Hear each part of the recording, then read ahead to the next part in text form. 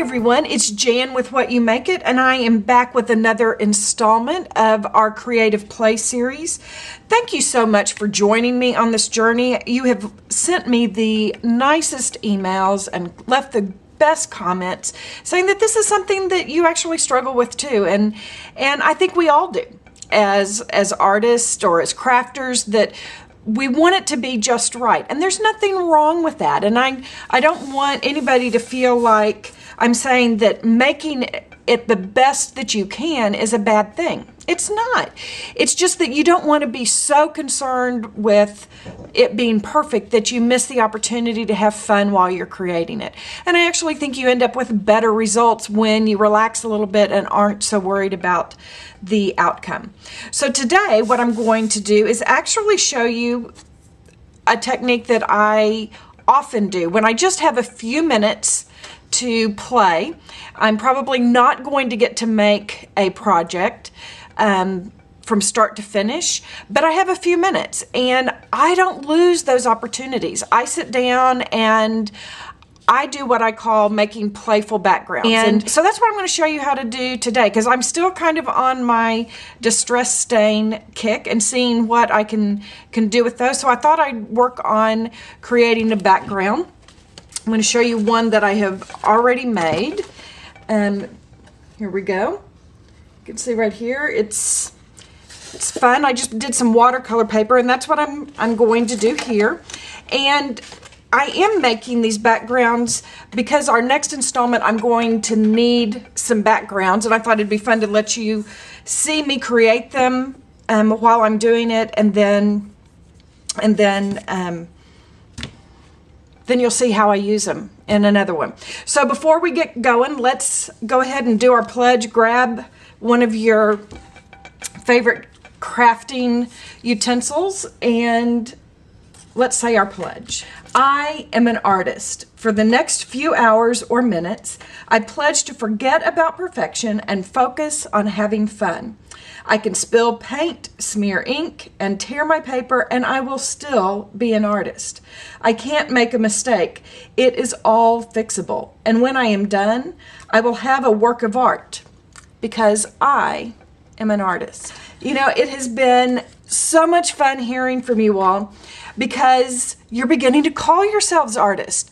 I have heard from so many of you all that that's actually a hard thing for you to do. So I'm glad that the pledge actually reminds you that you are. Okay, so for our little play session today, I have prepared a piece of watercolor paper. If you don't have watercolor paper, don't worry about it. Use some heavy cardstock. You can get some pretty cheap heavy cardstock at Walmart or someplace like that. So what I'm wanting, because I know I'm going to be working with a wet medium, I just wanted to use watercolor paper because it was designed for that.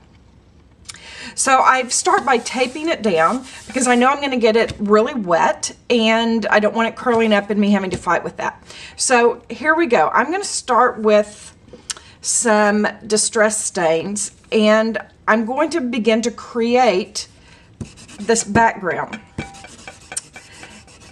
And while I'm doing that, I want to tell you that I have been working on a way that we can have some interaction over all of this over on my blog. So even if you are just a YouTube subscriber and you have not ever visited my blog, I would like to invite you to do that because I've set up two things there.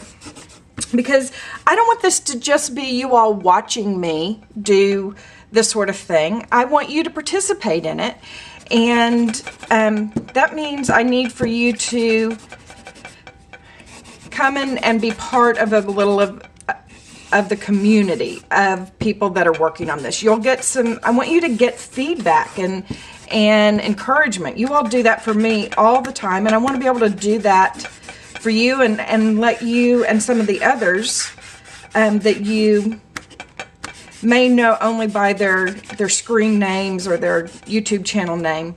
I'd love for that to be us to be able to do that together. So over on my website, on my blog, and I'll put a link down below here, that I've done two things. One, at the end of each post, I am putting a thing called Mr. Linky, and you go to the end of it, and it's not the same as commenting. You go ahead and put a comment in there with any questions that you have. If you have a question, leave me an email address so that I can respond back to you. But the Mr. Linky down at the bottom, and I'm going to put that up on the screen right now so you can see it, is where you can click and it'll give you an opportunity to put a link in there to either your blog where you have done something based on this technique, or something that you've done with your own creative play, or to a FLICKR account, or just any place that you have posted your work. All of those kinds of things. Give us a link so that we can come and comment on it and give you encouragement, because when we are trying to change our way of thinking, the best thing that we can do is encourage one another. So I've done that. I've created a Mr. Linky thing that I'm going to put at the bottom of each of the posts that have to do with creative play, so that we have that opportunity to comment and encourage one another. I think that's such a big part of us changing our creative habits. And then the other thing that I've done, and I'm going to put that up on the screen too, is I've set up where we can have some interactive chat just right there on my blog. It's called Chat Roll, and you'll find it over here on the right side of the screen. And once we kind of get some folks going over to the blog and participating, what I'd like to do is set up a time maybe once a week that we could all plan to meet there, and we can have some interaction and a little chat and ask questions, encourage one another, and see how we're doing. So anyway, I want to invite you to do that soon. Go over there and leave a comment, and then we'll have some fun getting to know each other. Okay, so you can tell that I am just having fun filling in with colors. So if you wanted to do this technique of creating kind of a watercolor look background, you don't have to have distress stains. You could use a very inexpensive box of watercolors, or you could use watercolor pencils where you scribble and then use your water and make it soluble and fill in with that. I just am kind of still enjoying figuring out what I can do with these stains.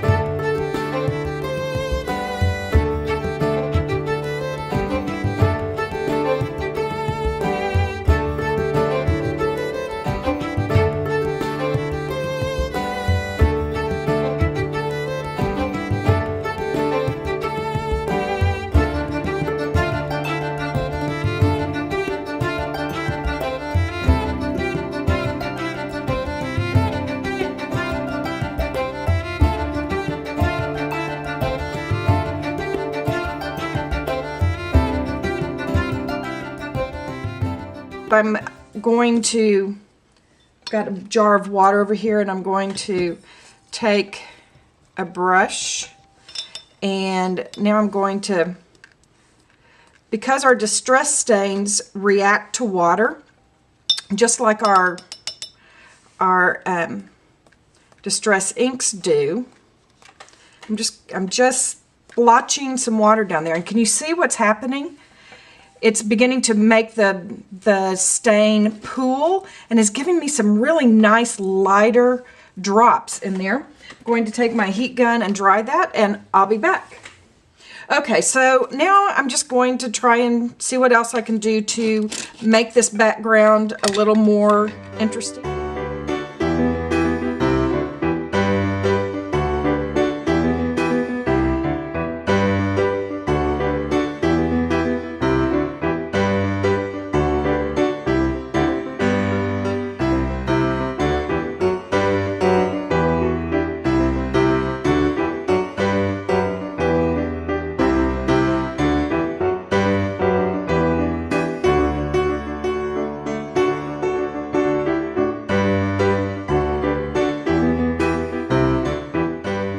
Okay, folks, I have to show you something. I was just going to dry it and then come back and show you what it looked like with the blue spots on it. But when I got done with that, I thought, you know, it needs a little more lightness. So I did the same thing with white acrylic paint, and I want to show you what happened with these distress stains, because this is one of those what if moments. I had a glaze, basically just water and white acrylic paint, and did the same thing that I did with the blue, just with my toothbrush splattering it all over here. But because most of that glaze was water, when it got next to the distress stains, look what happened. Those dots, instead of staying white, picked up the color that was underneath them, giving me a very pastel version of whatever color it landed on. Friends, I hope that you are experiencing some more freedom, that you're having fun playing and encountering your own surprises like I just did with this. And I hope you'll come over to the blog and give us a chance to see what you did when you sat down and said, for no apparent reason, I am just going to try this. You all are great. You're artists, and I thank you for joining me on this journey. I'll be back with another in the series soon. Bye.